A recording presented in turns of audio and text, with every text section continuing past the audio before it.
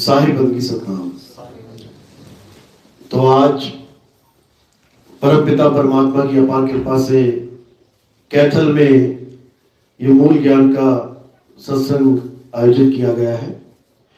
बहुत बड़े भाग होते हैं उन जीवों के जो अपने पूरे जीवन काल में एक बार भी कबीर साहब के इस मूल ज्ञान को सुन पाते हैं, और उससे भी बड़े भाग होते हैं उन जीवों के जो इस मूल ज्ञान को थोड़ा सा भी समझ पाते हैं। क्योंकि इसको सुनना तो आसान है, आए घंटा 2 घंटा सुना, बैठ के चले गए, लेकिन इसको समझना बहुत मुश्किल होता है। ये जल्दी किसी के समझ में नहीं आता। ये केवल उसकी समझ में आता है जिस पर परमपिता परमात्मा की दया हो, उसकी मोहर लगी हो, उसकी रजा हो। केवल वही इस ज्ञान को समझ पाते हैं, नहीं तो ऐसा कोई जीव नहीं है जो इस ज्ञान को सुन के समझ पाए। इसलिए कबीर साहब ने कहा, लाखन में कोई समझ न पई है और कोटि मध्य जानेंगे, कहे कबीर सुनो भाई साधो, हमें बिरले हंस पहचानेंगे। कहते हैं लाखों लोगों के आगे सत्संग रख दिया जाए, कहते हैं समझ ही नहीं आएगा उन्हें। करोड़ों के आगे अगर ये सत्संग रखा जाए, उनमें से कोई बिरले जीव 100-50 लोग बस वही जागेंगे, नहीं तो कोई नहीं जाग सकता। लेकिन जैसा आपको पता है कि हर बार एक ऐसा समय आता है जब ज्ञान की लहर चलती है, और कब चलती है? कलयुग में चलती है। जब चतुर्युग बीत जाते हैं, चारों युग बीत जाते हैं, तो कलयुग में एक लहर चलती है जिसको हम कलयुग में सतयुग आना कहते हैं। तब ये मूल ज्ञान ऐसा चलता है कि घर घर में मूल ज्ञान की बात होती है। घर घर में सत्य का झंडा उजागर होता है, घर घर में सत्य का परचम लहराता है। इसके लिए कबीर साहब ने वाणी में बताया भी कि घर घर होगा बोध विचारा। आपस में बात करेंगे लोग, एक ही घर के 4, 5, 10 मेंबर खुद बैठ के जिक्र करेंगे, बात करेंगे कि नितिन दास बता तो सत्य रहा है, लेकिन ये पिछली रीति रिवाज कैसे छोड़ेंगे। आपस में डिस्कशन होगा और धीरे धीरे धीरे ऐसा जीव मजबूत हो जाएगा कि ये सत्य को अपने आप स्वीकार करने के लिए तैयार हो जाएगा। ऐसे हजारों जीव हैं जो हमारे सत्संग सुन के पुरानी पूजाएं अर्चनाएं, पुरानी नमाजें, पुराने अरदासें, प्रेयर करना, ये सब धर्मों में जो भी सिखाया जा रहा था, ये सब छोड़ के आगे बढ़े हैं। ऐसा नहीं है कि उसको गलत बोलेंगे, गलत कुछ नहीं होता है। मंदिर जाना भी गलत नहीं है, मस्जिद जाना भी गलत नहीं है, गुरुद्वारे जाना भी गलत नहीं है, चर्च जाना भी गलत नहीं है, लेकिन पूरा और अधूरा होता है। मंदिर, मस्जिद, गुरुद्वारे, चर्च एक शुरुआत है, भक्ति की शुरुआत है, लेकिन अंत नहीं है। आंगनबाड़ी, LKG, UKG, पहली, दूसरी, 5वीं, ये पढ़ाई की शुरुआत है, अंत नहीं है। अंत कहां होगा? कोई डॉक्टर बन जाए, कोई इंजीनियर बन जाए, कोई साइंटिस्ट बन जाए, तो कहो कि हाँ पढ़ाई छोड़ के अब कमाई कर रहे हैं। लेकिन कोई कहे मेरा बच्चा आंगनबाड़ी में है, वो डॉक्टर बन जाएगा, आंगनबाड़ी नहीं पढ़ के 1 साल में डॉक्टर बन जाएगा, नहीं बन पाएगा। कोई कहे मेरा बच्चा पहली, दूसरी क्लास में इंजीनियर बन जाएगा, नहीं बन पाएगा। उसे वो क्लासें छोड़नी पड़ेंगी, आगे बढ़ना पड़ेगा, तब वो डॉक्टर और इंजीनियर बन सकता है। इसी प्रकार ये जितना भी ज्ञान तुम्हें संसार दिखाई दे रहा है, इस ज्ञान से आगे भी कोई ज्ञान है जिसे आत्म ज्ञान कहते हैं। तो आज इसी आत्म ज्ञान का खुलासा करेंगे और समझ में आएगा कि हमारा इंसान जन्म कितना अनमोल है, इस इंसान जन्म को कैसे हमने लेखे लगाना है, इस इंसान जन्म को कैसे हमने सफल करना है, आज हर चीज समझ में आएगी। तो सत्संग शुरू करने से पहले परमात्मा के नाम पे जयकारा लगाएंगे और फिर सत्संग शुरू करेंगे। बोलिए परमपिता परमात्मा की, सद्गुरु बंदी छोड़ कबीर साहेब की, सभी संतों की, सभी भक्तों की, सद्गुरु मदनपति साहेब की, द्वारपति साहेब की, सद्गुरु राम सेवक साहेब की, सद्गुरु विराटपति साहेब की, कैनपुर धाम की, सभी हंसों की, सकल हंस को बंदगी साहेब बंदगी सतनाम। तो नानक साहब समझा रहे हैं, एक को सिमरो नानका जो जल थल रहा समाये, और वाही को क्यों सिमरिए जो जन्मे थे मर जाए। यानी उस एक को याद करो जो जन्म मरण से रहित है, जो एक ही है, वो दो नहीं है, वो एक ही अवतार है। उसके 5, 7, 10 अवतार नहीं होते। इसीलिए 10वीं पातशाही ने कहा आदि अंत एको अवतारा सोई गुरु समझो हमारा। वो ये कह रहे हैं गुरु कौन है? गुरु आत्मदेव है। गुरु का एक ही अवतार है, 2, 4, 5 नहीं है। गुरु अखंड है, खंडित नहीं होता कि थोड़े थोड़े हिस्सों में आ रहा है। वो अखंड है। उस अखंड को जानना ही भक्ति कहलाता है। और जो खंडित है उसे प्राप्त करना पाखंड कहलाता है। पा यानी प्राप्त करना, खंड यानी खंडित वस्तु। जो खंडित वस्तुओं की पूजा करता है, जो खंडित वस्तुओं को आराधता है, जो खंडित वस्तुओं का ध्यान करता है, जैसे शक्ल, कितने ही गुरु अपनी शक्ल का ध्यान करवाते हैं। कहते हैं मेरा चेहरा याद करो, 24 घंटा याद करो, उससे क्या होगा? कहते हैं मेरी शक्ल में परमात्मा आ जाएगा। ऐसा नहीं होगा।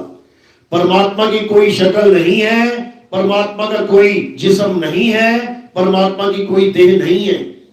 नानक साहब समझा रहे हैं रूप न रेख न रंग प्रभु 3 गुणों से भिन्न तिसी बुझाए नानका जित होवे प्रसन्न। कि जिसपे परमात्मा प्रसन्न हो जाता है उसको ऐसे गुरु का ज्ञान मिल जाता है, ऐसे परमात्मा का ज्ञान मिल जाता है जिसका कोई रूप रेख रंग नहीं है। तो किसकी शक्ल में आएगा परमात्मा? कैसा रूप लेके आएगा परमात्मा? नहीं आएगा। परमात्मा रूप रेख रंग में होता ही नहीं है। परमात्मा शब्द स्वरूप है। इसलिए नानक साहब ने कहा शब्द गुरु सुरत धुन चेला। इसमें परमात्मा का स्वरूप भी बता रखा है। क्या है परमात्मा का स्वरूप? धुन। शब्द गुरु सुरत धुन चेला, यानी उस धुन का चेला बन जा। कौन सी धुन? अखंड धुन का चेला बन जा। इसी को अखंड कीर्तन कहते हैं। अखंड कीर्तन का मतलब ये नहीं है कि 4 घंटे का अखंड कीर्तन करवा दिया, 8 घंटे का अखंड कीर्तन करवा दिया, या 2 दिन का 5 दिन का करवा दिया। अखंड कीर्तन होता है कि ये संसार भी नहीं बना था और बन के नाश भी हो गया, तब भी वो खंडित ना हो, उसे अखंड कीर्तन कहते हैं। ये अखंड कीर्तन ही परमात्मा का नाम है। साहिब समझा रहे हैं अखंड साहिब का नाम और सब खंड है। खंड मेर सुमेर खंड ब्रह्मंड है। ये पूरा ब्रह्मांड ही खंडित हो जाएगा। ब्रह्मांड खंडित हो गया तो ये दुनिया की हैसियत क्या है? पूरे ब्रह्मांड में जैसे पूरी गंगा में से एक कण रेत का निकाल लो, पूरी गंगा में से, पूरे रेगिस्तान में से एक कण रेत का निकाल लो, कहते हैं उतनी बड़ी है पृथ्वी इस ब्रह्मांड में। सोचो जब ब्रह्मांड ही खंडित है तो पृथ्वी का क्या बनेगा? और पृथ्वी खंडित है तो पृथ्वी के ऊपर ये मंदिर मस्जिद गुरुद्वारे ये क्या चीज है? इनकी क्या हैसियत है कि ये खंड ना हो? उन मंदिरों में भी छोटी छोटी मूर्तियां, उनकी क्या हैसियत है कि वो खंड ना हो? अरे वो तो अभी खंड हो जाती है, पंडित जी अभी खंडित मूर्ति को उठा के मंदिर से बाहर रख देता है, वो तुम्हारी आंखों के सामने खंडित हो रही है। तो खंडित वस्तु का ध्यान करना, खंडित वस्तु की पूजा करना, खंड हो जाने वाली वस्तु का सिमरन करना, यही अज्ञान है। तो किसको याद करना है, किसको सिमरना है? अखंड को सिमरना है। और अखंड कहां है?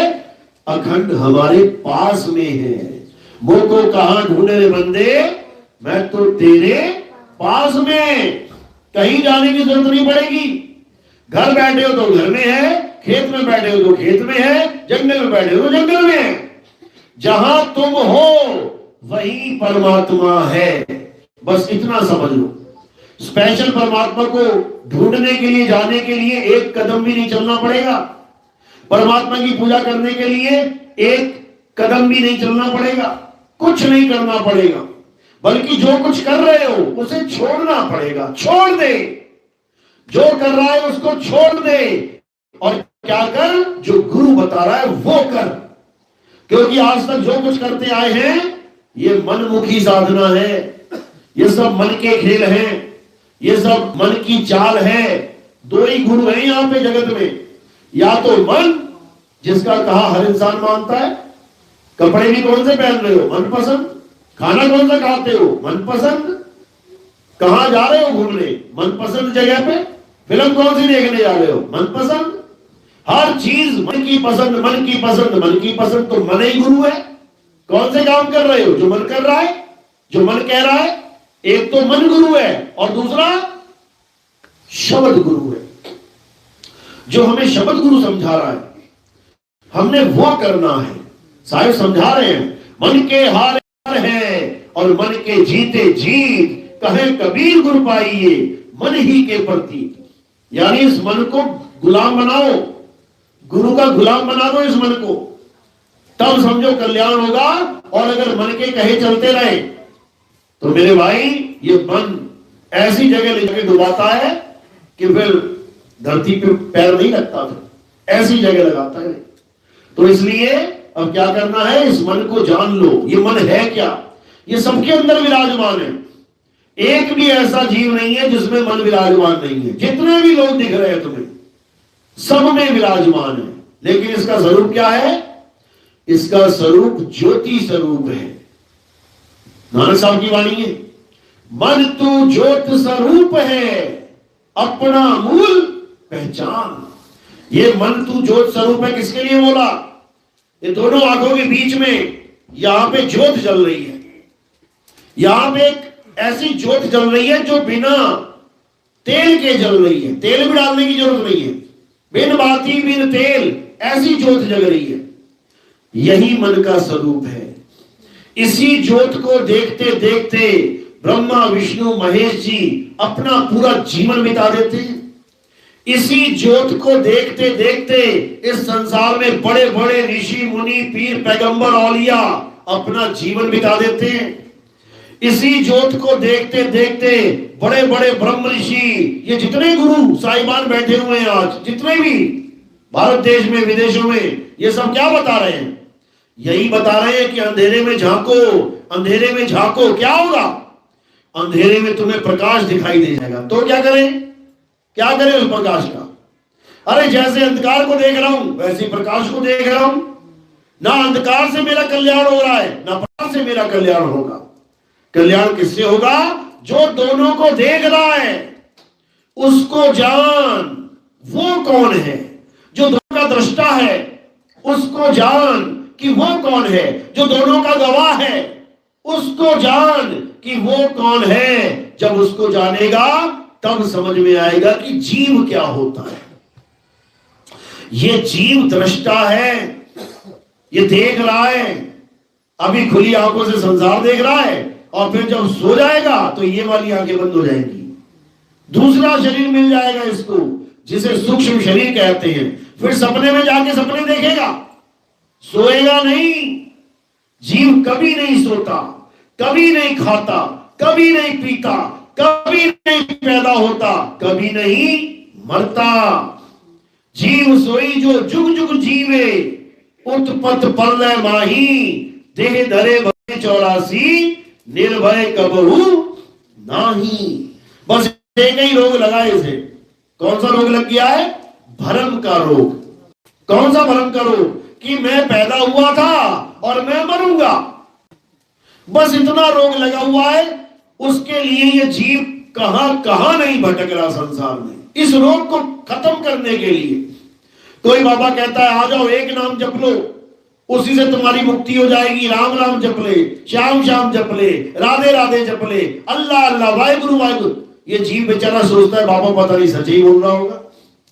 ये बाबा को सच्चा मान के उसका चेला जाके बन के बैठ जाता है और पूरा जीवन लगा रहता है राम राम राम राम, राधे राधे राधे। बाबा नानक 600 साल पहले कह के चले गए, राम राम करता ये जग फिरे, राम न पाया जाए। क्यों वाणी। क्यों नहीं समझ में आ रहा कि राम राम नहीं जपना है? लेकिन सिखों ने क्या किया, राम राम जपना छोड़ दिया और वाहेगुरु वाहेगुरु जपने लग गए। अगर बाबा नानक दोबारा आ जाए तो सबसे पहले यही बोलेंगे कि वाहेगुरु वाहेगुरु करता जग फिरे, वाहेगुरु मिला ना जाए।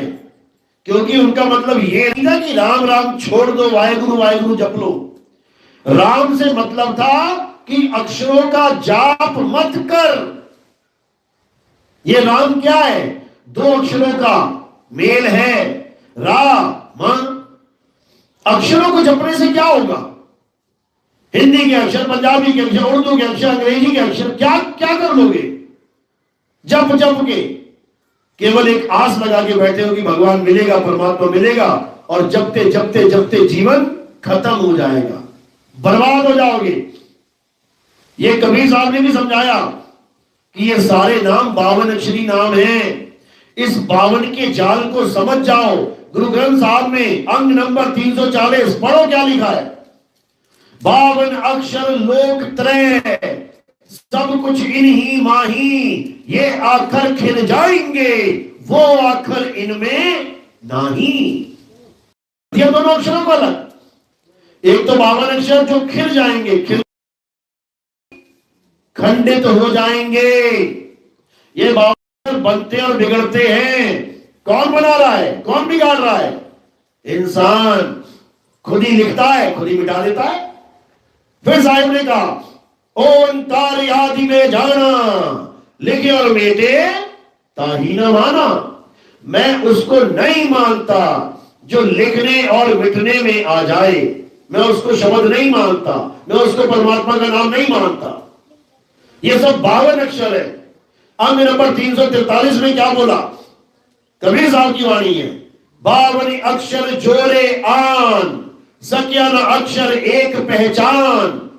बिल्कुल क्लियर कर दिया कि जितने भी नाम है क्या है ये बच्चों की वर्णमाला होती है, एलकेजी में जाके देख लेना, नर्सरी में, का खा गा घा, ये जितने भी नाम है ये इसी वर्णमाला से, इन्हीं 52 अक्षरों से उठा उठा के जोड़ तोड़ करके बनाए जाते हैं। जितने मर्जी बना लो, फैक्ट्री लगा लो नामों की। भगवान राम का नाम एक रखा था दशरथ जी ने, राम। भक्तों ने कितने रख दिए? हजारों नाम लेते रहो सुबह से शाम। उससे क्या हो जाएगा? कुछ नहीं होने वाला, समझो। और भगवान राम का भी नाम इसलिए रख पाए दशरथ जी, क्योंकि दशरथ जी के पैदा होने से पहले अक्षरों की खोज हो चुकी थी। ये अक्षर खोजे जा चुके थे। किसने खोजे? किसने बनाए ये अक्षर? अगर ये अक्षर भगवान ने बनाए होते तो सारी दुनिया में कौन सी भाषा चल रही होती? संस्कृत। क्योंकि सारे ग्रंथ हमारे पुराने देख लो संस्कृत भाषा में थे। फिर तो सारे संसार में एक ही भाषा होती है अगर भगवान ने बनाई होती। लेकिन दुनिया भर की भाषाएं, Chinese, Mongolian, French, Dutch, Spanish, Portuguese, दुनिया भर की भाषाएं कौन बना रहा है बैठा बैठा? ये इंसान बना रहा है, आदि मानव बना रहा है। अब कोई ये मत सोचना कि आदि मानव था ही नहीं, बिल्कुल था, आज भी है। देखना है तो नेट पे सर्च कर लेना। अफ्रीका में जंगली लोग देख लेना कैसे हैं, कपड़े तक नहीं पहनते, नंगे घूम रहे हैं। लेडीज और जेंट्स का कोई फर्क नहीं है, दोनों नंगे घूम रहे हैं। ऐसे ही आदि मानव घूमता था हर जगह। ये तो तुमने अब कपड़े पहन लिए, 100 साल पहले क्या ये जींस टी शर्ट पहनते थे? क्या पहनते थे? फटे हुए कपड़े, सूट के। उससे पहले चले जाओ, पत्ते लगा के घूमते थे। जाओ जरा पीछे, वन मानुष के समय में, जब सब जानवर थे, जानवरों की तरह घूमते थे, पत्ते बना बना के पहने जाते थे कबीलों में। तो फिर ये इंसानों ने बनाए हैं ये 52 अक्षर, आदि मानव ने बनाए हैं 52 अक्षर। आग की खोज किसने करी थी? ब्रह्मा जी ने, विष्णु जी ने। आदि मानव ने करी है, पत्थर से पत्थर टकरा के। समझो, वो आदि मानव पत्थर से पत्थर टकरा के आग पैदा कर गया। आज हम माचिस की तिल्ली माचिस से टकरा रहे हैं। प्रोसेस वही चल रहा है, टकराने पे ही आग निकल रही है। तो इसको समझना है। अगर आदि मानव 52 अक्षर नहीं बनाता तो भगवान राम का नाम दशरथ जी राम कैसे रखते? कृष्ण जी का नाम कृष्ण कैसे होता?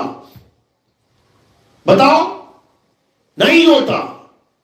भले भगवान राम आ जाते, कृष्ण जी आ जाते, अगर अक्षर ना होते तो पूरी लीला करके भी चले जाते, लेकिन नाम नहीं होता। लीला करके तो पहले भी गए थे, पर नाम नहीं दिया किसी ने। जब मछली की लीला करी, पहला अवतार कौन सा है? मत्स्य अवतार। बताओ मछली का नाम क्या था? अभी भी कह रहे मत्स्य अवतार। मत्स्य, अरे मत्स्य का मतलब मछली हो रहा है, मछली उनका नाम है। ऐसे तो ये नर अवतार है, तो नरी कह दो उनको सीधे। राम जी कौन है? नर। कृष्ण जी कौन है? नर। तो सीधे नर कह दो। लेकिन नहीं, राम कहेंगे, लक्ष्मण कहेंगे, अलग अलग नाम लेंगे। क्यों? नर क्यों नहीं कह रहे सबको? तो मत्स्य अवतार में कोई नाम नहीं उनका। आगे कुरुम अवतार में कोई नाम नहीं उनका। उसका अवतार का नाम रखा कुरुम अवतार, यानी कछुए का अवतार। अब केवल कछुआ क्यों कह रहे हो? अब कछुए का नाम भी रख दो कोई। उसके बाद वराह अवतार, केवल वराह क्यों कह रहे हो? नाम बताओ उनका। उसके बाद नरसिंह अवतार, आदमी और शेर का मिक्सचर। नाम बताओ उनका। नाम ही रख दिया कि आदमी भी है और शेर भी है, तो आदमी शेर। क्या नाम रख दिया? आदमी शेर। बताओ, जब आदमी शेर रखा कि आधा आदमी आधा शेर, उसके बाद जब वो पूरा आदमी बन के आए तो क्यों नहीं नाम रख दिया आदमी? कह दो नर। लेकिन नहीं, वामन, परशुराम, राम, कृष्ण, बुद्ध, फिर सारे नाम चल पड़े। बस यही एक ज्ञान है। चलो नाम चल भी पड़े, समझ में आता है, लेकिन उन नामों को जपने की क्या जरूरत है? जपने की क्या जरूरत है कि मैं राम जी भगवान आए तो मैं राम राम राम राम ही करूं, कृष्ण जी आए तो मैं कृष्ण जी कृष्ण जी कृष्ण जी करूं? है ये क्या मतलब है? मुझे आलू चाहिए तो मैं आलू आलू जपूंगा, मुझे बैंगन चाहिए, गोभी चाहिए तो मैं बैंगन गोभी जपूंगा। ये तो कोई फार्मूला नहीं है, ये तो नाम रख दिया। आलू का नाम आलू रख दिया, बैगन का नाम बैगन। जपने के लिए थोड़ी रखा, पहचान के लिए रखा कि ये राम है, ये कृष्ण जी है, ये हनुमान है। जपने के लिए थोड़ी रखा था उनका नाम कि दशरथ जी ने राम इसलिए रखी सारी दुनिया राम राम जपे, कृष्ण नाम इसलिए रखा कि कृष्ण कृष्ण जपे। ये तो उनको एक पहचान देने के लिए नाम रखा जाता है। तुम्हारा नाम क्यों रखा जाता है? एक पहचान देने के लिए। जिसके 4 लड़के हो गए उसको चारों का नाम अलग रखना पड़ेगा पहचान देने के लिए। अब ये थोड़ी रख देगा ये लड़का लड़का लड़का लड़का, वो लड़का इधर आ, तो चारों कहेंगे चारों ही लड़के हैं जी। तो नाम दिया जाता है पहचान के लिए, ना कि जपने के लिए। इसीलिए कबीर साहब समझा रहे हैं, कहते हैं ना मैं जप में, ना मैं तप में, ना एकांत निवास में। कहते वो को कहां ढूंढे रे बंदे, मैं तो तेरे पास में। जो चीज हमारे पास होती है उसे जपने की जरूरत नहीं होती। वो तो ढूंढो कहां है, आगे पीछे कहां है। जो दूर होती है उसको बुलाने की जरूरत होती है। अरे भैया इधर आ जा, अरे श्यामा इधर आ जा। जो पास है उसको आवाज देने की भी जरूरत नहीं पड़ती। तो पास वाली चीज को खोजना है। वो को कहां ढूंढे, ढूंढना है उसको, तुम्हारे पास है बिल्कुल। कबीर साहब समझा रहे हैं इतनी पास है, इतनी पास है जितनी पास तिल में तेल है। ज्यों तिल माही तेल है और ज्यों चकमक में आग, तेरा साईं तुझ में है, जाग सके तो जाग। बताओ इसमें जपने की क्या जरूरत है? इसमें तो खोजना है। गुरबाणी में बोला गया बंदे खोज दिल हर रोज। कह रहे असली भक्ति क्या है? अपने दिल को खोज। अब जो आध्यात्मिक नहीं होता है, जिसको नहीं पता भेद, वो सोचता है शायद दिल यानी ये धक धक करने वाला, इसमें खोजना है। वो क्या करता है? वो सारा ध्यान इस दिल में लगा देता है। जब दिल में लगाता है तो उसको क्या होता है? उसको दिल की धड़कन सुनाई देने लग जाती है, धक धक धक। वो सोचता है शायद ये है वो शब्द। जिस शब्द की बात गुरबाणी में बोली गई है शायद ये है वो शब्द, लेकिन अज्ञानी बेचारा ये भूल जाता है कि अगर ये शब्द होता तो क्या ये कभी रुक जाता? ये धड़कन तो रुक जाएगी। ये तो जैसे प्राण पखेरु उड़ेंगे, ये धड़कन खत्म। ये धड़कन किसकी आवाज है? ये पानी को पंप करने की आवाज है, पंप करने की। दिल का काम है पंप करना, तो जब ये पंप करता है तो आवाज आती है धक धक धक धक धक धक। ये परमात्मा की आवाज नहीं है धक धक, ये तत्व की आवाज है। 5 तत्वों में से एक तत्व की आवाज है। इसी को कबीर साहब ने समझाया कि हमारे शरीर में 5 तत्वों की आवाजें हो रही हैं। इन्हीं 5 तत्वों की 5 आवाजों को लोग परमात्मा मान बैठे हैं। कहते कानों में उंगलियां डालो, उसके बाद तुम्हें आवाजें सुनाई देंगी 5। बताओ, 5 आवाजें सुनेंगी और आवाज ही परमात्मा है, तो कितने परमात्मा हो गए? 5 आवाज 5 परमात्मा। बताओ, इतनी भी बुद्धि नहीं काम कर रही है कि वो एक है, अखंड है, लेकिन ये 5 खंडित आवाजों को मान के बैठ गए। इसको अनहद नाद कहते हैं। बड़े बड़े पंथ, ये राधा स्वामी, धन धन सदगुरु, बड़े बड़े पंथ, जय गुरुदेव बाबा, बड़े बड़े पंथ, सतपाल जी महाराज, कोई महाराज, 4 क्रियाएं देने वाले सारे महाराज क्या करवा रहे हैं? कानों में उंगलियां डलवा रहे हैं। अंगूठे डाल दो कानों में।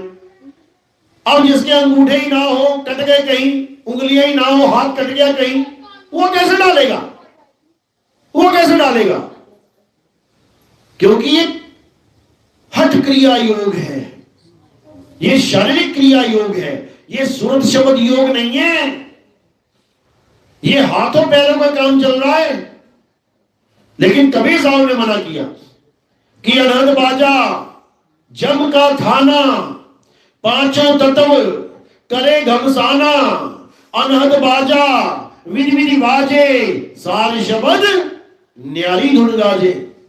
कहते सार शब्द बिल्कुल अलग है इन 5 नादों से। इनको छोड़ दे। आंख बंद करने की जरूरत नहीं है, अंधेरे में देखने की जरूरत नहीं है, कान बंद करने की जरूरत नहीं है, इन 5 नाद को सुनने की जरूरत नहीं है। कह रहे आंख ना मूंदो, कान ना रूंदो, तनिक कष्ट मत धारो, खुले नयन पहचानो हंस हंस, सुंदर रूप निहारो। अब क्या कह रहे हैं? कौन सा रूप निहारो? बाबा जी की दाढ़ी मुझे मत देखने लग जाना, केवल बाबा जी की पगड़ी मत देखते देखते उलझ जाना। कौन सा रूप बता रहे हैं?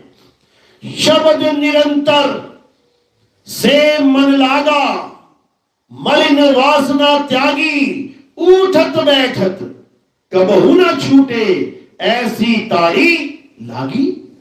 कहते क्या मिल गया मुझे वहां पे? शब्द निरंतर। निरंतर मतलब निरंतर, जिसमें कोई अंतर ना हो। तो बताओ, 5 गुणों में अंतर नहीं है क्या? कभी घंटे की आवाज आएगी, कभी बादल की गर्जना आएगी, कभी शंख बजने लग जाएगा, वीणा आ जाएगी, सारंगी आ जाएगी। बताओ, अरे इसकी तो आवाज में अंतर है, अलग अलग आवाजें हैं, लेकिन वो आवाज निरंतर है, अखंड है। तो कह रहे शब्द निरंतर से मन लागा, मलिन वासना त्यागी। यानी उस शब्द से जुड़ने के बाद तुम ऐसे निर्मल हो जाओगे। क्यों? क्योंकि तुमने अपना स्वरूप जान लिया। अब तुम निर्मल हो गए, यानी अब तुम कलंक रहित हो गए, यानी अब तुम निही कलंक हो गए। तुमने ही नी कलंक होना है। तुम ही कल की अवतार हो, लेकिन तुम अपने आप को जान नहीं रहे हो, इसलिए तुम अपने आप को काया माया माने बैठे हो। तुम ही हो, तुम्हें खुद को अपने आप को जानना है। और जब तुम जानोगे तब तुम्हें समझ में आएगा कि तुम में और परमात्मा में कोई भेद है ही नहीं। गुरु ग्रंथ साहब में वाणी है, तो ही मोही, मोही तो ही अंतर कैसा। कहते कैसा अंतर है? कोई अंतर अंतर नहीं है। अंतर कब तक है? जब तक हम खुद को या अपने गुरु को या अपने परमात्मा को शरीर मानते हैं, बस तब तक अंतर है, तब तक अंतर है। गुरुवाणी में तो यहां तक बोल दिया गया कि हरि का सेवक हर के जैसा और भेद न जानो मानस देहा। कहते हैं तुम्हारा गुरु तुम्हारे सामने बैठा है, तुम्हें दिख रहा है कि वो इंसान है, तुम्हें दिख रहा है कि वो तुम्हारा गुरु है, तुम्हें दिख रहा है कि वो एक आदमी नर है, लेकिन ये तुम्हारी गलत फहमी है। ये नर आदमी, ये देह, ये क्या है? ये 5 तत्व के कपड़े हैं जो उसने धारण कर रखे हैं। वो कपड़ा नहीं है, वो शरीर नहीं है। हरि का सेवक हर के जैसा, जैसा प्रभु है वैसा ही प्रभु का सेवक है। इन दोनों में कोई भेद नहीं है, और अगर कोई भेद कर रहा है तो केवल उसको मनुष्य जान के कर रहा है कि ये तो आदमी है। आदमी वो है नहीं, वो तुम्हें आदमी औरत ना बना छोड़ेगा, वो तुम्हें आदमी और औरत ना रहने देगा, तुम उसको आदमी औरत मान के बैठ गए। गुरु क्या करता है? गुरु अपना रूप देता है, गुरु अपना स्वरूप देता है तुम्हें, तब तुम गुरु के स्वरूप को धारण करते हो। इसीलिए बोला कीट न जाने भृंग को गुरु कर ले आप समान। यानी गुरु खुद को जानता है कि मैं क्या हूं। गुरु कभी अपने आप को आदमी, औरत, बच्चा, बूढ़ा, जवान नहीं समझता, क्योंकि वो 24 घंटे अपने स्वरूप में रहता, उसे पता है मैं क्या हूं। और अपने शिष्य को भी वो आदमी, औरत, बच्चा, बूढ़ा, जवान नहीं रहने देता, वो अपने समान कर लेता है। लेकिन किसी को समझ में नहीं आ सकती ये बात। क्यों?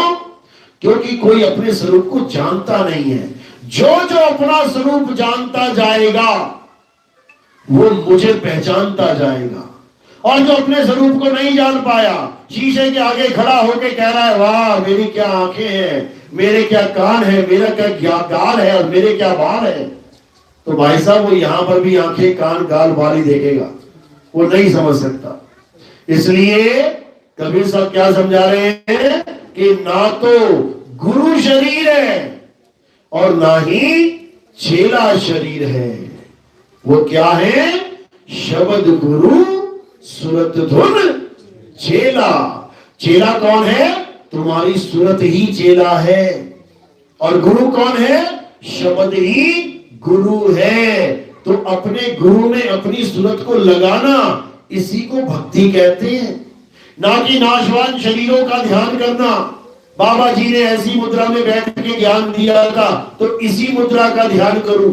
बाबा जी ने काली दाढ़ी में मुझे नाम दिया था, मैं काली दाढ़ी वाले बाबा जी का ध्यान करूं। मेरी बारी में बाबा जी बूढ़े हुए थे, सफेद दाढ़ी वाले बाबा जी ने मुझे नाम दिया, मैं सफेद दाढ़ी वाले बाबा जी का ध्यान कर रहा हूं। बताओ, ये सब माया का ध्यान चल रहा है, ये सब काया का ध्यान चल रहा है।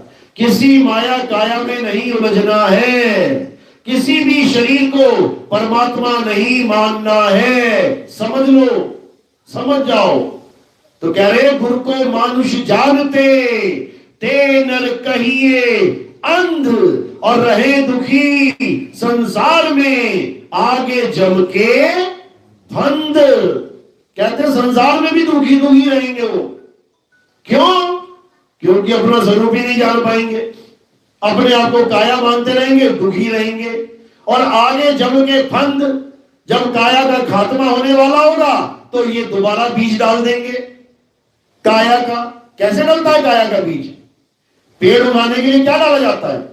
बीज। अब काया उगाने के लिए कैसे डलेगा बीज? अंत समय में डलता है ये बीज। जब तुम काया छोड़ रहे होते हो उस वक्त जो तुम्हारी कल्पना काम करती है, जो तुम्हारा संकल्प काम करता है कि मुझे शरीर चाहिए, हे भगवान मैं मरना नहीं चाहता, हे भगवान बचा ले, ये बीज डाल दिया तुमने, बचा लेगा। यानी तुम नहीं चाहते कि शरीर छूटे, लो बीज डल गया। क्योंकि जहां अंत में जो विचार तुम धारण कर लोगे वही हो जाएगा, वही हो जाएगा। इसी को बोलते हैं जहां आशा तहां वासा, यानी तुमने ये आस लगा ली कि मेरा शरीर ना मरे, प्रभु बचा लो मुझे। तो वाणी कहती है जो जो मांगो ठाकुर अपने से सोई सोई देवे। अब तुमने मरते दम पे ठाकुर से मांग लिया कि मेरा शरीर मरे ना, तो ठाकुर क्या करेगा? ले बेटा एक और ले ले। जबकि करना क्या है? इस काया से अपना ध्यान हटा लेना है और सारा ध्यान कहां लगा देना है? आत्म देव पे लगा देना है। इसीलिए गुरु ग्रंथ साहब में वाणी आती है कि आत्म देव पूजिए गुरु के सहज सुभाए। यानी आत्म देव को पूजना ही असली पूजा है। तो अंत समय में हमने क्या करना है? हमें हमारी पूजा करनी है। अंत समय में किसको पूजना है? आत्मदेव को पूजना है। किसको याद करना है? आत्मदेव को याद करना है। तो जब हम आत्मदेव को याद करेंगे तो हमारा ध्यान शरीर में रहेगा ही नहीं। इसको कहते हैं मृत्यु की कला। यानी मरना कैसे है, साहिब समझा रहे हैं। मरता मरता जग मुआ। कोई नाम जप के मर रहा है, राम राम राम राम राम, फंस गया 52 अक्षरों में माया के जाल में। कोई राधे राधे राधे करते मर जा रहा है, फंस गया माया के जाल में। कोई कुरान पढ़ता, कोई नमाज पढ़ता मर जा रहा है, मर गया, फंस गया माया के जाल में। कोई वाहिगुरु करता मर जा रहा है, कोई अल्लाह अल्लाह गॉड गॉड करता मर जा रहा है। हर इंसान 52 अक्षर को जपता मर जाता है। एक भी इंसान आत्मा का ध्यान करता हुआ शरीर नहीं छोड़ता। बस यही दिक्कत है। अगर इंसान को आत्मा का ध्यान करते हुए शरीर छोड़ना आ जाए, वो जीते जी मुक्त है। इसी को जीवित मरना कहते हैं। कबीर साहब समझा रहे हैं, अरे बिना मरे तेरी मुक्ति ना होवे, तू जीवित मर जा अवधूता। तू जीते जी मरने की कोशिश कर। यानी अपने शरीर से जीते जी अपनी सूरत को निकालने की कोशिश कर मालिक से अरदास कि हे प्रभु मेरी सूरत को निकालो, शब्द में लीन करवाओ। देखो दया करेगा, रास्ता खुल जाएगा, तुम्हें समझ में आ जाएगा कि शरीर छोड़ते कैसे हैं। उसके बाद जब शरीर छोड़ने का समय आएगा तो क्या करना है? वही करना है जो जीते जी कर रहे थे। शब्द गुरु का ध्यान करना है और इस काया को छोड़ देना है। इसी को बोलते हैं मरता मरता जग मुआ, मरना जाने ना कोई, और ऐसी मरनी जो मरे बहुर न मरना होए। कहते हैं जैसी मरनी मैं बता रहा हूं कि ऐसे मर, अगर तू एक बार भी ऐसे मर गया, यानी ऐसे तूने काया छोड़ दी, बहुर न मरना होए, दोबारा कोई काया तुम्हें नहीं मिलेगी, तुम्हारा कल्याण हो जाएगा। लेकिन ये बातें जल्दी समझ में नहीं आती। वो समझ में आ जाता है पत्थर पे जल चढ़ाना है, पत्थर को भोग लगाना है, पत्थर की आरती गानी है, पत्थर को टीका लगाना है, राधे राधे गाना है, राम राम गाना है, अल्लाह अल्लाह करना है, कुरान पढ़नी है, नमाज पढ़नी है, ये सब समझ में आ जाता है। लेकिन आत्मदेव ये समझ में नहीं आता मेरे भाई। इसीलिए बार बार आत्मा की बात समझाते हुए संतों ने बार बार समझाया। कबीर साहब ने तो यहां तक कह दिया कि जब लगना चीरोगे आत्म, तब लगना मिली है परमात्म। अब कबीर पंथी इस वाणी को नहीं समझ पा रहे। वो कह रहे हैं कि जब तक नाम नहीं जपोगे परमात्मा नहीं मिलेगा, और कबीर साहब कह रहे हैं जब तक आत्मा को नहीं छीनोगे तब तक परमात्मा नहीं मिलेगा। यानी पहले तू अपने आप को जान कि तू क्या है, और जब तू अपने आप को जान जाएगा तो तुझ में और परमात्मा में कोई भेद नहीं रह जाएगा। यानी अब कोई और परमात्मा प्राप्त करने के लिए बचेगा ही नहीं, तुम ही परमात्मा हो जाओगे। तुम ही परमात्मा हो जाओगे। कैसे? गरीबदास जी महाराज समझा रहे हैं, अरे कोटि तो ब्रह्मा भय और कोटि भय ईश, साहिब तेरी बंदगी से ये जीव होए जगदीश। ये किसी के समझ में नहीं आएगी बात कि जीव कैसे जगदीश हो जाएगा। हो जाएगा जब सच्ची बंदगी मिलेगी, झूठी वाली नहीं। ये ओम कलियम हरियम शरियम फरियम ये नहीं जपना है। इससे बंदगी नहीं मिलेगी तुम्हें, इससे तुम्हें मुक्ति नहीं मिलेगी। ये ज्योत निरंजन ओंकार अलंकार सोहम सतनाम नहीं जपना है। ये सतपुरुष अकाल मूर्त शब्द स्वरूपी राम नहीं जपना है। ये ओम सोहम नहीं जपना है। ये राम राम अल्लाह अल्लाह वाहिगुरु वाहिगुरु गॉड गॉड नहीं जपना है। कोई भी 52 अक्षरी नाम नहीं जपना है। 52 अक्षरों को छोड़ देना है। और कौन छुड़ाएगा? सोई गुरु पूरा कहावे, जो 2 अक्षर का भेद बतावे। एक छुड़ावे एक लखावे, तब प्राणी निज घर को जावे।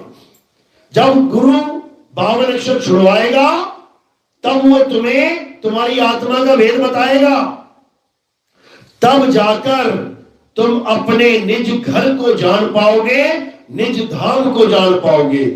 अन्यथा किसी की हैसियत नहीं जो ज्ञान को समझ ले। ये मालिक की दया होती है कि तुम्हारे जीवन में सद्गुरु आ जाए।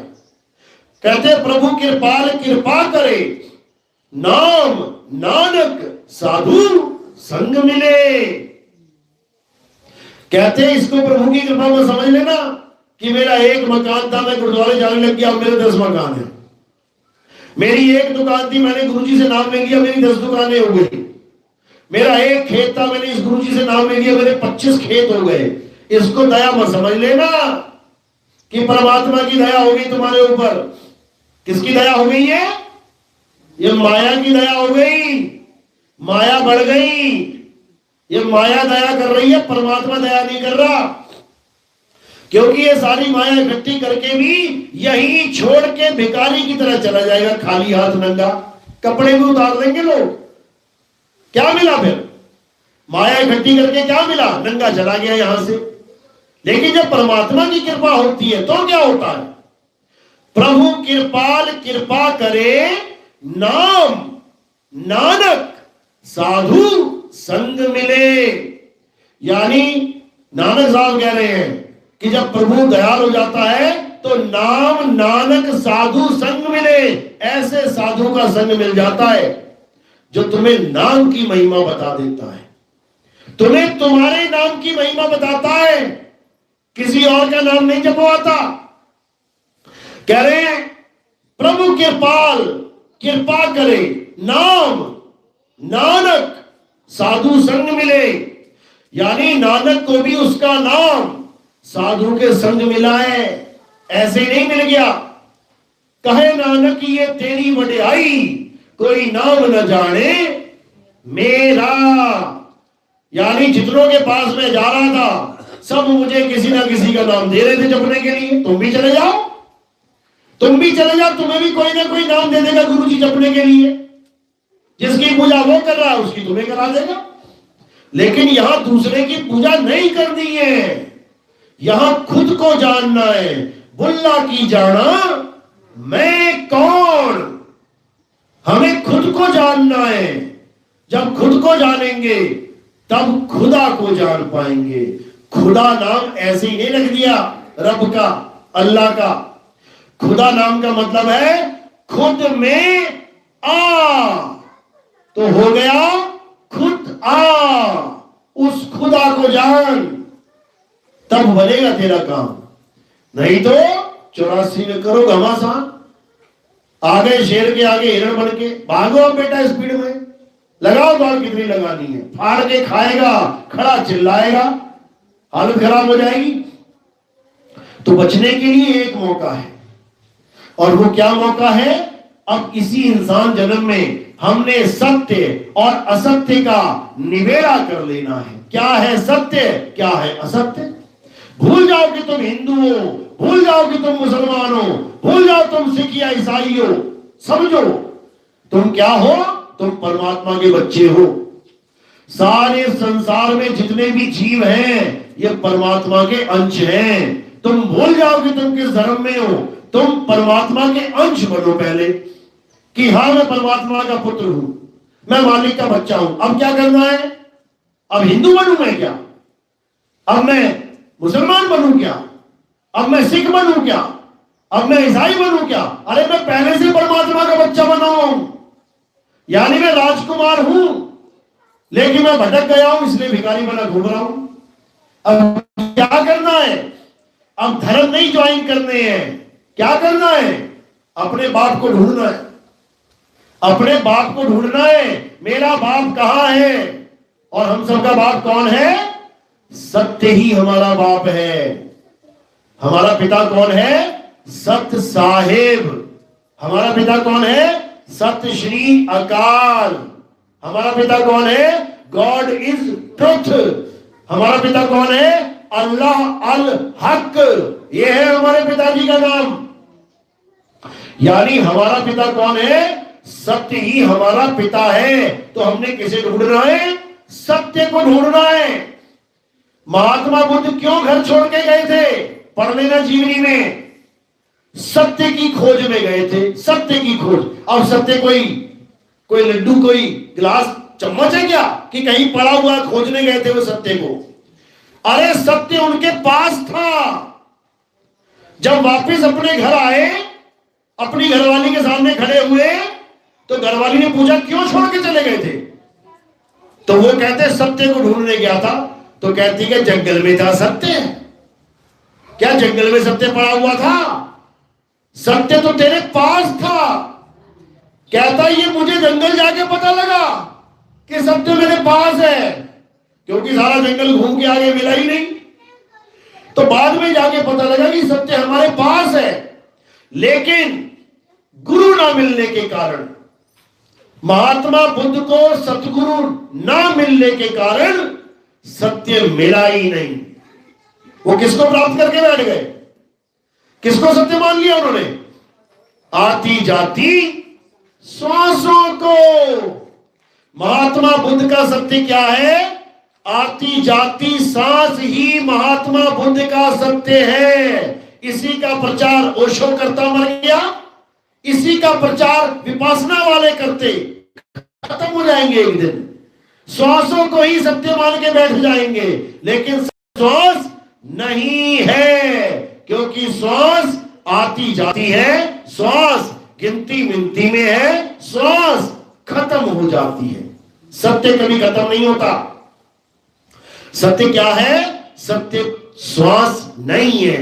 कबीर साहब समझा रहे हैं, नहीं प्राण में, नहीं पिंड में, ना ब्रह्मांड आकाश में, कह रहे ना मैं त्रिकुटी भंवर गुफा में, हाँ श्वासों की श्वास में खोजी हुए तुरंत मिल जाऊं, एक पल की तलाश में। और कहे कबीर सुनो भाई साधो, मैं तो हूं विश्वास में, अंधविश्वास में नहीं।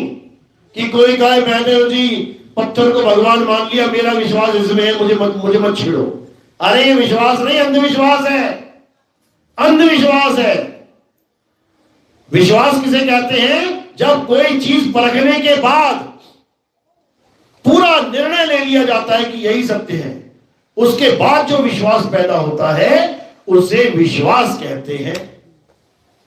जैसे तुम्हारी दुकान में कोई लड़का है, तुमने उसको पैसा दिया 1000 रुपया, जा बैंक में जमा करा दे, 1000 रुपया करा के आ गया।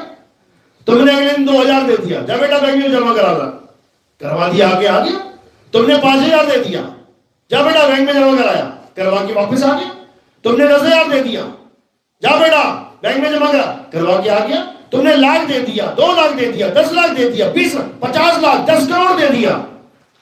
अब तुम्हें उस पर विश्वास हो गया कि भाई ये बंदा बिल्कुल ओके है। अब उसके ऊपर अंधविश्वास भी अगर उसने कर लिया, तब भी वो विश्वास कहलाएगा। क्यों? क्योंकि उसने परख लिया है, परख लिया उसको। जब परख लिया तो फिर अंधविश्वास भी करेगा, तब भी कल्याण हो जाएगा। इसी प्रकार कबीर साहब कह रहे हैं कि पहले परख कि परमात्मा कहां है और कहां नहीं, कहां नहीं है।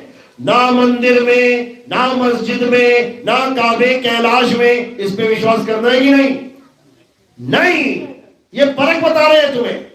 नहीं, ना मैं जप में, ना मैं तप में, ना एकांत निवास में। क्या जप और तप पे भरोसा करना है कि नहीं? नहीं। फिर कह रहे हैं नहीं प्राण में, नहीं पिंड में, ना ब्रह्मांड आकाश में। दोनों हाथों को खोल के कहते हैं ये देखो, ये है परमात्मा। ये ब्रह्मांड को ही परमात्मा दिखा रहे हैं। ये ब्रह्मांड है, खुला ब्रह्मांड है। ब्रह्मांड के अंदर सारे सूरज, चांद, सितारे, ग्रह, नक्षत्र सब हैं। तो ब्रह्मांड को क्या बता दिया इन लोगों ने? ये देखो परमात्मा है। ये कह रहे ना ब्रह्मांड आकाश में, ना पिंड में, ना प्राण में, ना त्रिकुटी में, ना भवन गुफा में, इस काया माया में परमात्मा है ही नहीं। तो इस पे विश्वास करना है कि नहीं करना है? नहीं करना है। कोई कहे परमात्मा तुम्हारे शरीर के अंदर है, नहीं विश्वास करना है। कोई कहे परमात्मा मूर्ति में है, नहीं विश्वास करना है। ये परख बता रहे हैं कबीर साहब। सरकार ने तुम्हें परख दे दी, ये नोट ऐसा है, नकली है, और ये नोट असली है। अगर नकली नोट का लक्षण तुम्हें दिखाई दे जाए तो विश्वास करना है कि नहीं? नहीं करना है। अगर तुम्हारे पापा ने दिया हो नोट, वो तुम्हारी घरवाली ने दिया हो, तुम्हारे खानदान में किसी आदमी ने दिया हो, तो कर लोगे क्या? तब भी नहीं करना है। तुम्हारे गुरुजी ने भी दे दिया, तब भी नहीं करना है, क्योंकि वो नकली नोट नकली ही रहेगा। समझ लो। लेकिन जब एक बार परख कर लिया, वाणी के आधार पे पता लग गया कि परमात्मा कहां है, पता लग गया सार शब्द कहां है, बता भी रखा है। अगर द्वीप तहा गगन गुफा में है निज वस्तु सारा, बता भी रखा है सार शब्द कहां है, वो वस्तु कहां पड़ी है, बता भी रखा है। लेकिन किसी को समझ में नहीं आ रहा। वो सार शब्द को मंत्र मान के बैठे हैं और कबीर साहब सार शब्द को वस्तु बता रहे हैं। अरे वस्तु कहीं, ढूंढे कहीं, और कैसे लागे हाथ, गुप्त वस्तु तब मिले, भेदी लीजिए साथ, भेदी लीना साथ में, और दीनी वस्तु लखाए, कोटि जन्म का पंथ था, पल में पहुंचा जाए। कहते हैं जब विश्वास हो गया गुरु के द्वारा बताए हुए मार्ग पे, कहते हैं उसके बाद किसी संसार में किसी की भी नहीं सुननी है। कोई कितना ही बकवास करता रहे, अरे नितिन दास जो नाम देता है नकली है, नितिन दास जो ध्यान देता है नकली है। जो असली नोट को नकली मान लेगा और उसको फाड़ के फेंक देगा तो क्या होगा? फायदा हो जाएगा, नुकसान हो जाएगा। याद रखना इस बात को। हम कहते हैं परखो, जितना चाहो परखो, लेकिन जब परखने के बाद सब बात समझ में आ जाए, उसके बाद दृढ़ निश्चय करो। इसीलिए लास्ट में क्या बोला साहिब ने कि कहे कबीर सुनो भाई साधो, मैं तो हूं विश्वास में। जो हमारे ज्ञान पे विश्वास कर लेगा, ये काल भगवान उसको रोक नहीं सकता, ये रोक नहीं सकता। याद रखना इस बात को। और जो अविश्वास करेगा फिर वो इस संसार से निकल नहीं सकता। कबीर साहब कह रहे जो ना माने कहा हमारा और राम रहा उन्हू से न्यारा। तू सारी उम्र परमात्मा परमात्मा करता रहे, तू सारी उम्र गिड़गिड़ाता रहे, परमात्मा तब भी तुझ पे दया नहीं करेगा। क्यों? क्योंकि तूने गुरु की बात नहीं समझी, तूने सदगुरु की बात नहीं मानी, तू नकली को असली और असली को नकली मान बैठा। अब तेरा कल्याण नहीं होगा, एड़ी चोटी का जोर लगा ले। इसीलिए कबीर साहब बार बार समझा रहे हैं कि कहे कबीर सुनो भाई साधो, मैं तो हूं विश्वास में, यानी परख कर और उसके बाद जाके विश्वास कर। और जब वाणियों के द्वारा, क्योंकि वाणी क्या है? वाणी हमारा मार्ग है, वाणी के द्वारा हमें मार्गदर्शन मिलता है। आज गूगल मैप पे हम लोग क्या देखते हैं? नक्शा देखते हैं, लोकेशन भेज देना भैया। जब हमारे पास लोकेशन आ जाती है ना, तो हमें किसी आदमी से नहीं पूछना पड़ता कि जहां जाऊं कि कहां जाऊं, फिर लोकेशन घर तक पहुंचाती है। इसी प्रकार जो नक्शा होता है, जब नक्शा हाथ लग जाता है तो किसी आदमी से नहीं पूछना पड़ता। इसी प्रकार जब संतों की वाणी समझ में आ जाती है, उसके बाद किसी से पूछना नहीं पड़ता कि ये सच है या झूठ। फिर वो अपने आप माइंड में सेट हो जाता है, अपने आप। तो ये सब कब होता है? जब संतों की वाणियां हम समझ जाते हैं। इसीलिए बोला है वाणी से पहचानिए साधु चोर की हाट, और अंतर की करनी से निकले मुंह की बात। अब मेरे मुंह से जो बात निकल रही है कि नाम छोड़ दो, नाम छोड़ दो, नाम छोड़ दो, ये वाणी के आधार से बोल रहा हूं मैं। और जो लोग कह रहे हैं नाम जप लो, नाम जप लो, वो उस वाणी के आधार से कह रहे हैं जिसको नीचे की वाणी बोलते हैं। वाणी के लेवल होते हैं, लेवल। जैसे राम नाम की लूट है, लूट सके तो लूट, अंतकाल पछताएगा प्राण जाएंगे छूट। राम नाम रखते रहो जब लग घट में प्राण, कभू दीन दयाल के भनक पड़ेगी कान। अब इसमें राम की महिमा गाई गई है, नाम की महिमा गाई गई है। अब ये वाली वाणी सुनो। भला हुआ मेरी माला टूटी, मैं राम भजन से छूटी, मेरे सिर से टली भला। अब बताओ लेवल इसका। एक वाणी कह रही है राम राम जप ले, और एक कह रही है भला ये छोड़ दे। ऊपर की वाणी कौन सी है? भला वाली, भला वाली। वो नीचे की वाणी तो केवल अज्ञानी को आकर्षित करने के लिए बनाई गई है। आजा राम राम कर ले भाई, तू भी आजा, तू भी राम राम कर ले भाई, तू भी कर ले। जब बैठेगा समझेगा तब समझ में आएगा राम राम करना नहीं, राम राम छोड़ना है, राम राम छोड़ना है। ये तब समझ में आएगा, ऐसे समझ में नहीं आएगा। इसीलिए साहिब क्या समझा रहे हैं? एक नाम को जान के दूजा दे बहा। कहते गंगा में बहा दे इसको, तेरे राम राम को, तेरे श्याम श्याम को। कहते हैं 52 अक्षरों को गंगा में बहा दे, और क्या कर? उस राम से अपने आप को जोड़ ले जो हम सब में विराजमान है। कौन सा राम है वो? रमता राम। साहिब समझा रहे हैं रमता राम जो सब में रमण कर रहा है, सब में रमा हुआ है। तुझ में राम, मुझ में राम, अरे सब में राम समाया, सबसे कर लो प्रेम जगत में कोई नहीं पराया। वाणी तो ये बोल रही है कि तुझ में भी राम है, मुझ में भी राम है। लेकिन जब रामनवमी आती है तो तेरा नाम भी पता नहीं कहां चला जाता है, मेरा नाम भी पता नहीं कहां चला जाता है, और वो पत्थर का नाम दिखाई देने लग जाता है। आत्मा पत्थर के आगे खड़ी हो जाती है हाथ जोड़ के। बताओ, अरे आत्मा बड़ी है कि पत्थर? आत्मा शरीर को चला रही है, शरीर गिरता है, आत्मा फिर उठा देती है। तुम पत्थर को गिरा के देखना एक बार, वो तो परमात्मा है, वो तो परमात्मा है। वो चलना क्या, उठना क्या, उड़ना चाहिए। हनुमान जी उड़ते थे, हनुमान जी उड़ते थे, तो क्या हनुमान जी की मूर्ति भी उड़ेगी? उड़ जाएगी। उड़ा के देख लेना। यही अज्ञान है, ये जड़ और चेतन का ज्ञान है। तो कहते जड़ चेतन का करे निबेड़ा, और कहे कबीर सो हंस है मेरा। मेरा हंस वो है जो जड़ और चेतन का निबेड़ा कर दे, वो नहीं जो चेतन होके जड़ की पूजा करे। बिल्कुल नहीं। पलटू पूजे आत्मा, अरे नित आए नित जाए, और पाथर पूजे मूर्खा, हाथ जोड़ घी आए। भगवान जी दया करना, भगवान जी दया करना। ऊपर से चिड़िया ने भीड़ कर दी और नाक पे भीड़ गिर गई। भगवान जी अपनी भीड़ नहीं हटा पा रहे हैं, तुम पे दया कर देंगे। ये भरम जाल है, निकलो इस भरम जाल से। जो भगवान के नाक पे भीड़ गिर गई, ये चेतन सत्ता ही हटा सकती है।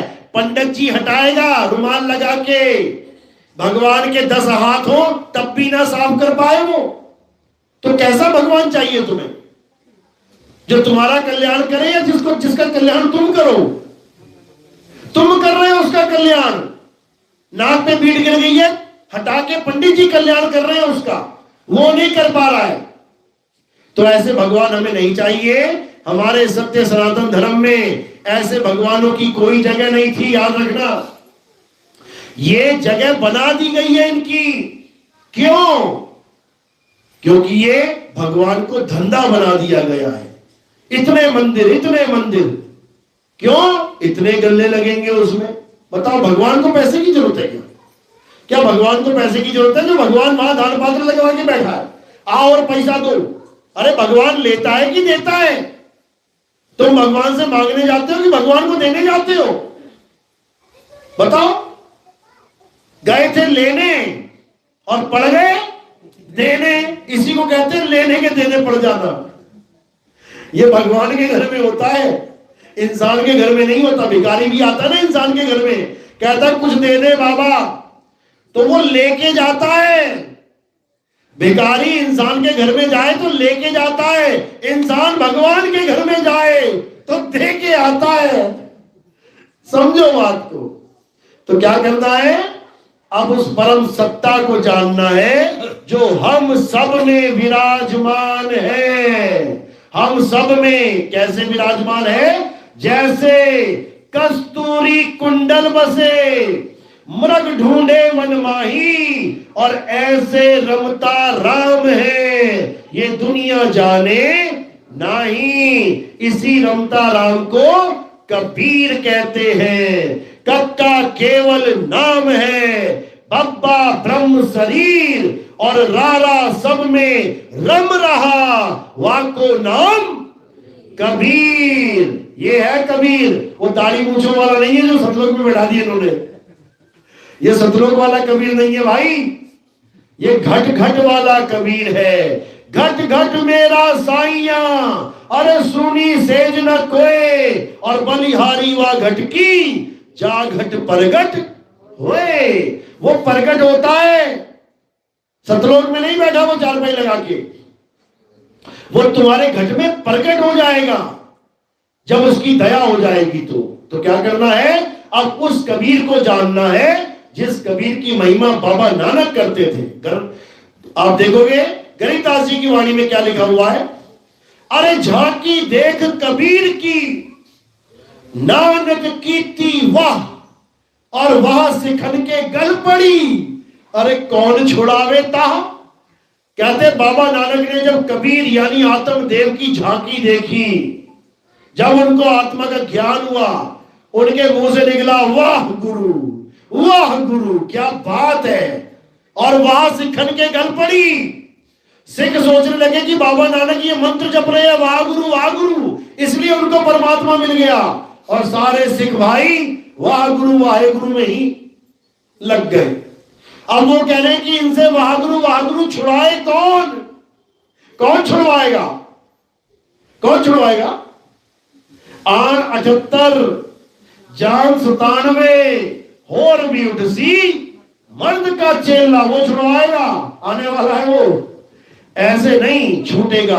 राम राम वालों से राम नहीं छूटता, अल्लाह अल्लाह वालों से अल्लाह नहीं छूटता, वाहिगुरु वाहिगुरु वालों से वाहिगुरु नहीं छूटेगा, गॉड गॉड वालों से गॉड नहीं छूटेगा। छुड़ाने वाला आएगा तो सब कुछ छूट जाएगा, सब कुछ छूट जाएगा। चलो, तो आज का सत्संग यही समाप्त करते हैं।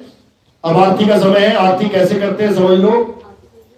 हमारे यहाँ आरती किसी शरीर की नहीं होती, हमारे यहाँ आरती किसी पत्थर की, कैलेंडर की, फोटो की नहीं होती। हमारे यहाँ आरती आत्मदेव की होती है। आत्मदेव पूजिए, आत्मा की पूजा करना सीखो। कैसे करेंगे, थोड़े से फूल लेने हैं, 2 पत्ते, 2 किलो नहीं, 2 पत्ते। कहां रखने हैं, सिर के ऊपर। मेरे सिर के ऊपर रखने हैं। क्यों रखने हैं, क्योंकि पैर के अंगूठे से लेके सिर की चोटी तक ये क्या दिखाई दे रहा है, नाशवान शरीर। और हम आरती नाशवान शरीर की नहीं करते हैं, इसलिए हमने ये फूल कहां समर्पित कर दिए, काया से परे। जब काया से परे ये फूल समर्पित कर दिए जाते हैं तो ये फूल कहां चले जाते हैं, ये आत्मदेव के चरणों में स्थित हो जाते हैं। ऐसे ही आरती करनी है। उसके बाद थाली को हाथ लगा लेंगे, नमस्कार कर देना। जो प्रचार प्रसार में योगदान करना चाहेगा, क्योंकि हमारे जीवन का लक्ष्य है प्रचार प्रसार, और बिना माया के प्रचार प्रसार होता नहीं है भाई। हमारा प्रोग्राम टीवी में भी आता है, आप टीवी में देख सकते हैं। सुबह सुबह आप बैठ जाएंगे 6:30-7 बजे ईश्वर टीवी और साधना टीवी में, आप देखेंगे कि बहुत सारे बाबा लोग आएंगे।